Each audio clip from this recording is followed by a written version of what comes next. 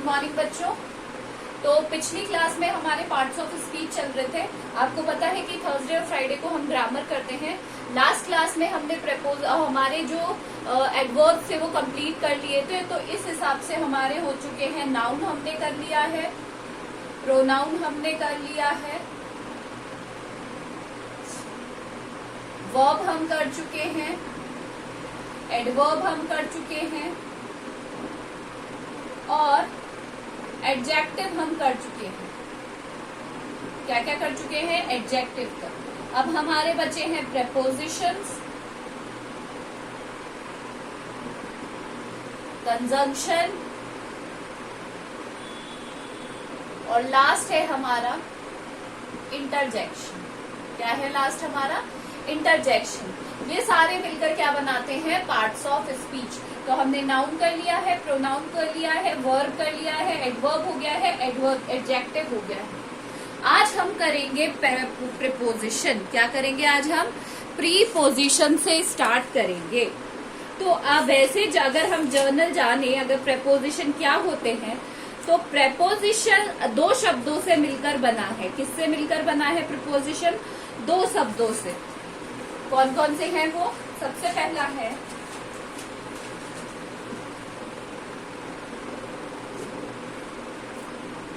Pre और position. किससे बना हुआ है? दो शब्दों से मिलकर बना हुआ है। एक तो होता है प्री यानी पहले, पोजीशन यानी स्थिति या जगह, और प्री यानी पहले।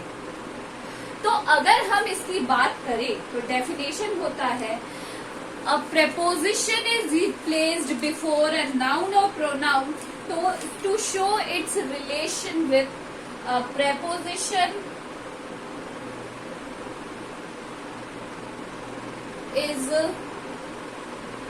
placed before a noun or pronoun to show। क्या बताने के लिए? to show its relation with other noun pronoun।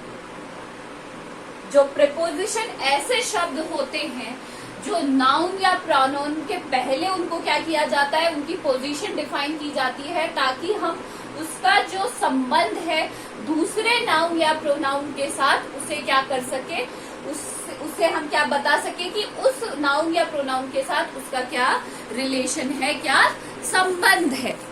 आया समझ में आपको? तो सबसे एग्जाम्पल देखिए, शी इज अंडर द, वो कहाँ है? She is under the tree. अब ये तो क्या है? नाउन, और द ट्री भी है, क्या है? नाउन है। ये शी भी नाउन है और ट्री भी नाउन है। यहाँ पर अंडर प्रीपोजिशन है। क्या है यहाँ पे? प्रीपोजिशन है नाउन अंडर, क्योंकि ये क्या बता रहा है? इस नाउन का रिलेशन इस नाउन के साथ, कि वो कहाँ बैठी है? पेड़ के नीचे बैठी है। She is under the tree, बैठी नहीं है, वो कहाँ है? पेड़ के नीचे है। तो preposition is a word placed before a noun और pronoun to show its relation with other noun और प्रोनाउन। आया आपको समझ में? तो यहाँ पे आप देखेंगे कि ये जो एग्जाम्पल हमने किया है उससे हमें ये पता चल रहा है कि preposition is the relation between, जो प्रीपोजिशन है वो रिलेशन है ट्री और शी के, और ट्री के बीच में जो रिलेशन कौन बता रहा है? वो है अंडर बता रहा है। क्या बता रहा है? उसके बीच में रिलेशन बता रहा है। चलिए अब एक मैं आपको कुछ ऐसे टर्म्स बताती हूँ, ये डेफिनेशन आप लिख लीजिएगा, जो कि जनरल टर्म्स में यूज होते हैं। कहाँ पर? प्रीपोजिशन के साथ।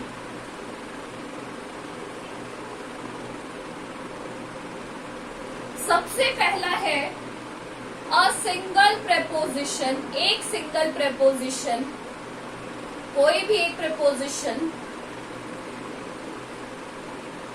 can be used in multiple ways। Can be used in multiple ways. Multiple का मतलब होता है बहुत सारे तरीकों से। एक प्रपोजिशन बहुत सारे तरीकों से हम यूज कर सकते हैं। कैसे?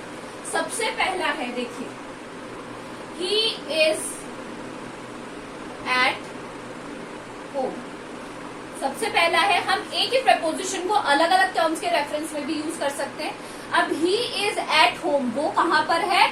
घर पर है। कहां पर है? घर पर। और घर पर मतलब किसी जगह पर। तो यहाँ पे जो एट है वो किसके लिए यूज में आ रहा है? प्लेस के लिए। किसके लिए यूज में आ रहा है? एट प्लेस के लिए। आया समझ में? Now the next is he goes to school at 10। वो कितने बजे स्कूल जाता है? 10 बजे। तो यहाँ पे किसके रेफरेंस में आ रहा है? 10। और 10 क्या है? टाइम है। तो हमने एट का दो तरीके से यूज पढ़ा है। एक तो एट यूज आ रहा है प्लेस के रेफरेंस में और एक आ रहा है टाइम के रेफरेंस में। ठीक है, अब है लास्ट। आप देखिए, I was surprised at his attitude. मैं बहुत ही ज्यादा आश्चर्यचकित रह गया उसके बिहेवियर को देख के। यहाँ पे बता रहा है उसका एटीट्यूड। ये क्या है? उसका मेंटल बिहेवियर। ये क्या है? उसका मेंटल बिहेवियर। दिमागी जो उसका बिहेवियर है मेंटली, वो। तो यहाँ पे हमने एट को 3 तरीके से यूज किया है। एक जगह एट प्लेस के रेफरेंस में यूज आ रहा है, एक जगह एट टाइम के यूज में आ रहा है और एक जगह एट यूज आ रहा है मेंटल बिहेवियर में। तो a single preposition can be used in multiple ways, या उसको अलग अलग तरीके से, अलग अलग तरीके से नहीं, अलग अलग हम टाइम, प्लेस और एटीट्यूड और अलग अलग रेफरेंस में भी हम उसको क्या कर सकते हैं? यूज कर सकते हैं। आ गया समझ में आपको? Fine everybody. चलिए,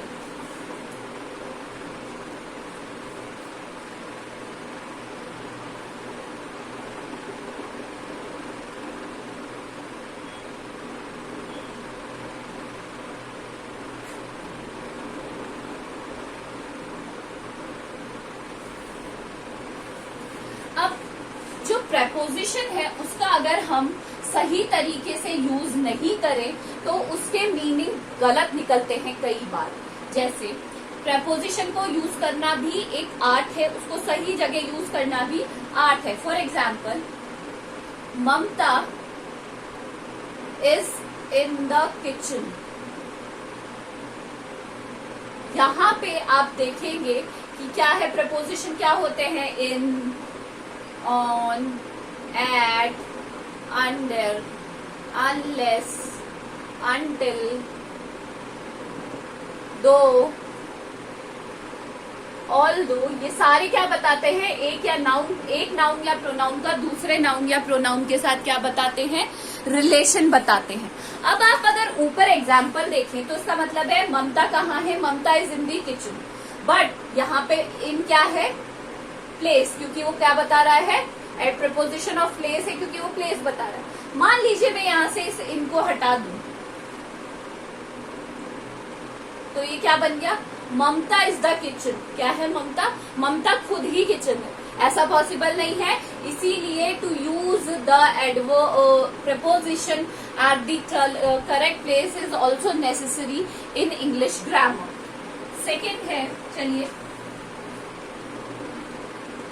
मान लीजिए एक एग्जाम्पल देखिए, the pen is on the table. Pen कहाँ है? टेबल पर। पेन कहाँ पे रखा हुआ है? टेबल पर। अगर मैं यहाँ से ऑन हटा दूं तो क्या बन जाएगा? The pen is the table. तो क्या पेन थोड़ी टेबल है? नहीं, पेन टेबल नहीं है।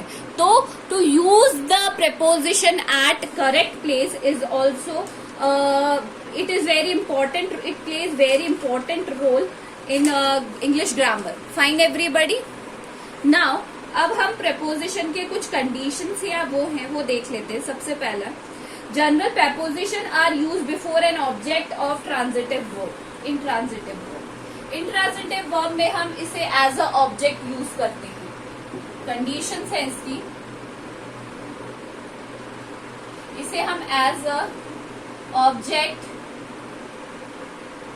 Before intransitive verb, intransitive verb मैंने वर्ब वाली क्लास में बताया था जिन्हें ऑब्जेक्ट की जरूरत नहीं पड़ती है, तो यहाँ पे object as a object before transitive verb. For example, she is at the gate, she is at the gate, अगर यहाँ पे शी इज एट कहाँ क्वेश्चन मार्क आ जाएगा, अगर एट नहीं होता तो they act as a object before the intransitive verb. Fine everybody, at is preposition here. Second is the object of preposition is that or which we can put the preposition to an end. हम क्या कर सकते हैं कि जो preposition है अगर वो interrogative pronoun है then preposition is put at the end of the sentence. अगर preposition क्या है, अगर कोई भी sentence क्या है interrogative pronoun है, क्या है अगर interrogative pronoun है तो preposition is put at the end. preposition क्या पुट किया जाता है लास्ट में, कहाँ पुट किया जाता है लास्ट में preposition. For example, which class do you study in? तुम कौन सी क्लास में पढ़ते हो, तो इन क्या है preposition है और वो की जो कि कहाँ पे लगा है लास्ट में, वो भी किस केस में इंटेरोगेटिव प्रोनाउन की केस में preposition is used at the end. Fine. Now next है आपका, अगर कोई भी ऑब्जेक्ट है preposition का वो हिडन है या रिलेटिव प्रोनाउन है then preposition is always put at the end. Relative pronoun आपको पता है, रिलेटिव प्रोनाउन होते हैं derogative word WH word, but they show the relation between noun और प्रोनाउन. तो जैसे फॉर एग्जाम्पल से देखिए, this is the poet I was referring to. मैं जिस पोएट की बात कर रहा था वो यही है, तो टू कहाँ पे आ गया लास्ट में, और टू क्या है एक preposition है. तो ये कुछ कंडीशंस है जिन्हें हमें क्या करना पड़ता है, फॉलो करना पड़ता है before while using the preposition. और एक और है कि in the state of verb और preposition अगर साथ में आ जाए तो preposition वर्ब से पहले यूज होता है. अगर कोई कंडीशन ऐसी आ जाए वर्ब और preposition की, वर्ब प्लस preposition यानी क्रिया और preposition साथ आ जाए तो पहले कौन सा यूज होता है preposition. preposition is used before. For example से देखिए, द थीफ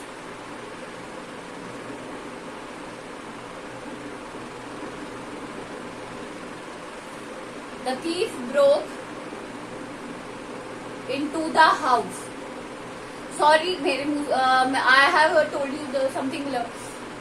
जो preposition है वो किसके बाद यूज होगा, वर्ब के बाद. किसके बाद यूज होगा, मैंने पहले बोल दिया था कि preposition पहले यूज होगा, नहीं, preposition यूज होगा वर्ब के बाद.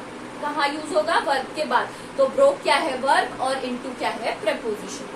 सो दीज आर सम कंडीशंस, ये आपको फॉलो करनी है व्हाइल राइटिंग द preposition. आज हम यही तक करेंगे, आपको सारे रूल्स कॉपी में लिखने including the definition of preposition. This is all for today. Thank you.